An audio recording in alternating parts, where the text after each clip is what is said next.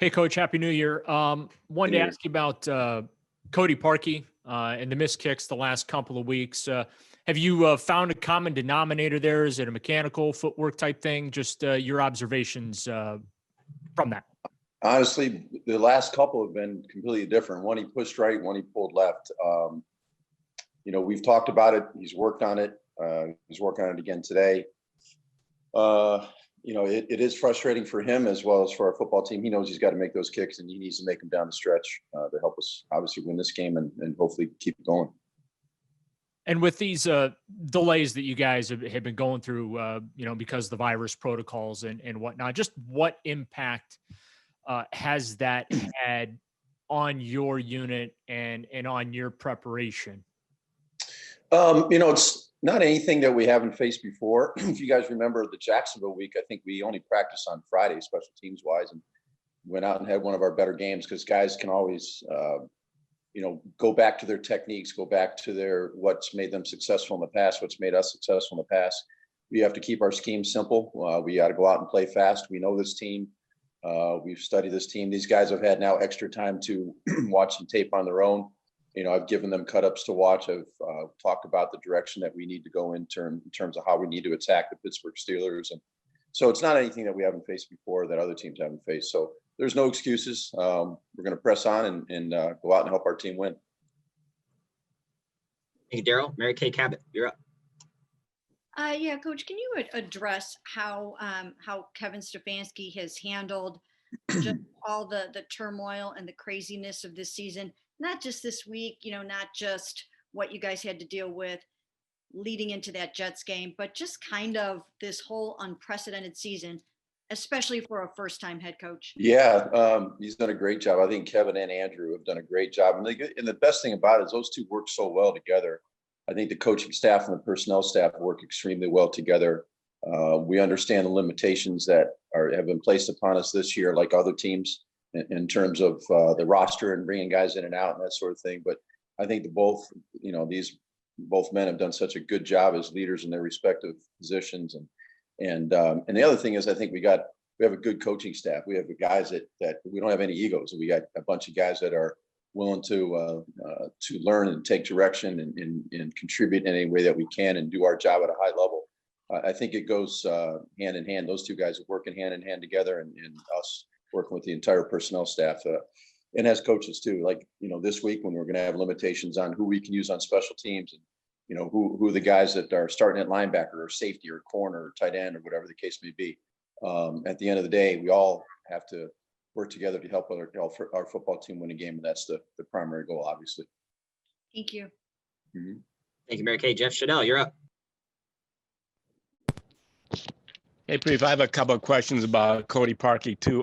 Was there anything wrong with the hold on that missed extra point last week? Because I saw him bending over and talking to Jamie about something. And then the other part was, can you go down to the stadium and kick since it might be dark by the time you practice today? Yeah, we thought about doing that. There's a lot of logistical issues that are involved with that in terms of getting guys down there. And it's not that we can't do it, but Cody got work on his own, I think, at a high school field by himself yesterday. He'll do the same thing today if we have to. We'll end up getting our work in. The good thing, Cody's a veteran.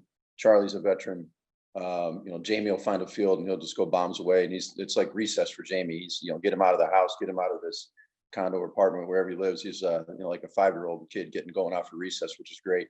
But he'll get his work in. He got it in yesterday. He'll get some in tomorrow, hopefully at the facility. So, we'll be okay.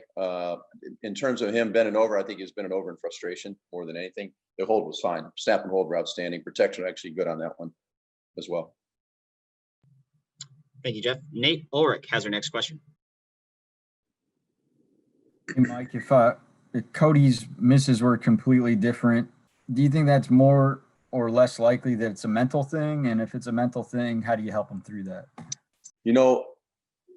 Cody is such an even-keeled guy, and we talked about this before. I think he handles everything quite well.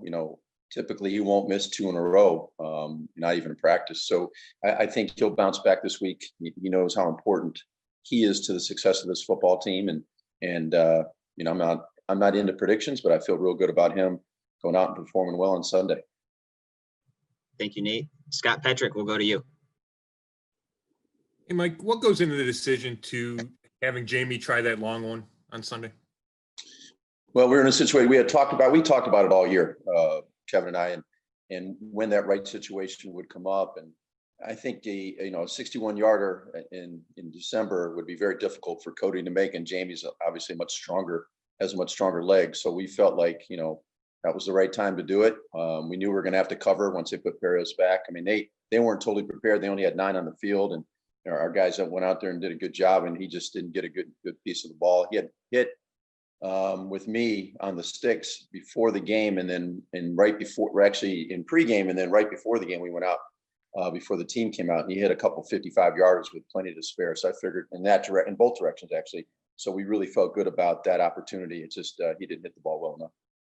And on that, how nervous is it when you see the guys starting to return it and you got a bunch of big bodies out there? Well, that's something we cover. We coach that up. We work on it periodically. We worked on it actually on Friday, a couple days prior to that game. And, the way Joel Bitonio covered that kick, I thought about putting him on kickoff team. He just said he was too tired after that play to do that on a consistent basis. But what an amazing athlete to go down there and tackle that returner who's got great quickness. So our guys did a good job of covering. They understood the situation.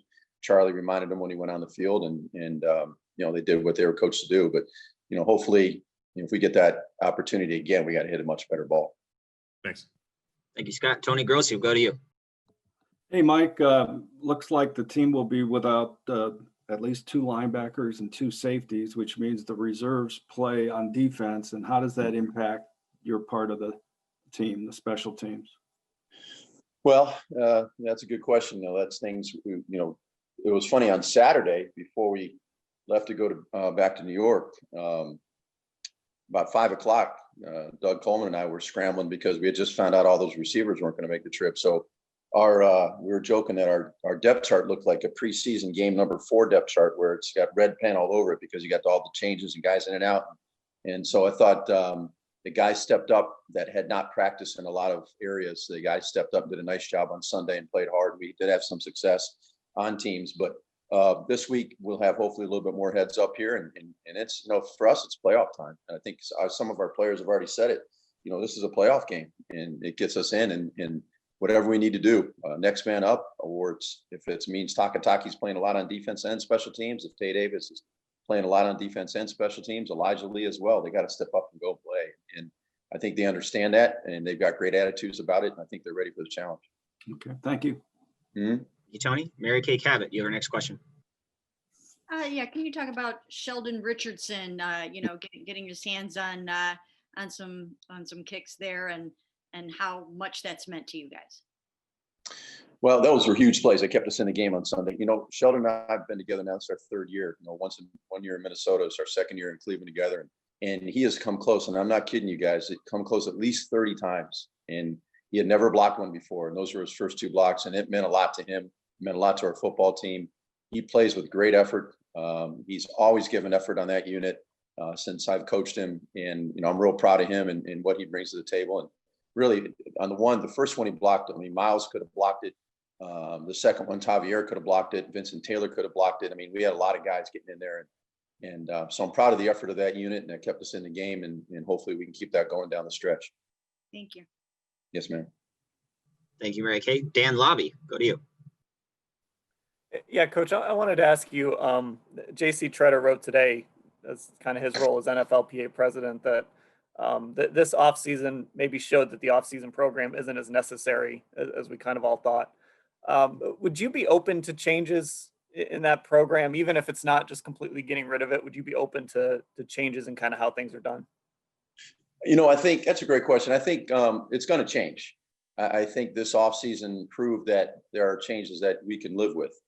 I would never eliminate it. I think it's extremely important to the development of our young players, especially our draft picks and our college free agents, and really players that come from other teams, to integrate them within our locker room and getting the players around each other. I've told you guys many times last year, I have the greatest job in the world because I get to work, in the realm of football, and I get to work with these young men who love the game of football. So I don't have a better job. And part of, keeping us all going in the spring is a team camaraderie and building a chemistry in the locker room and understanding, looking your players in the eyes and telling them what you expect of them. And even though it's in the spring, I think it's a very, very valuable tool for any football team. And I hope they don't eliminate him. I think that would be a mistake, but I know this offseason has proven, and I understand where JC's coming from. And I think JC's outstanding. He's done a great job leading the Players Association. But, at the end of the day, I hope it stays. And I think I just brought up the reasons why it should stay, the importance of it and what it means to a football team.